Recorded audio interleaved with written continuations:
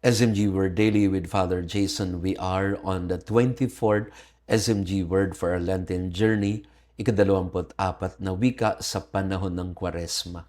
At pinili natin ang salitang tusiya, sacrifice. Sa ating ebanghelyo, may kausap si Jesus na isang eskriba na tinatanong siya kung anong pinakamahalagang utos.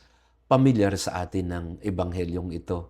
Ang sagot ni Jesus, ibigin mo ang Diyos ng higit sa lahat at ibigin mo din ang iyong kapwa. Ito ang mga pinakamahalagang utos na higit pa sa anumang mga alay o sakripisyo.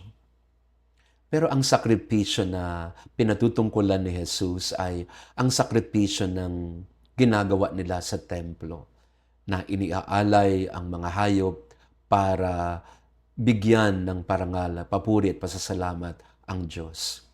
Pero ang tusiya o sacrifice ay gagamitin din ni Jesus.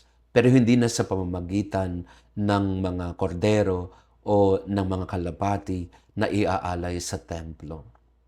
Sa susunod na mga araw, kukunin ni Jesus ang salitang ito, pero bibigyan niya ng panibagong pakahulugan. Ang sakripisyo ay hindi na lang basta dugo ng hayop.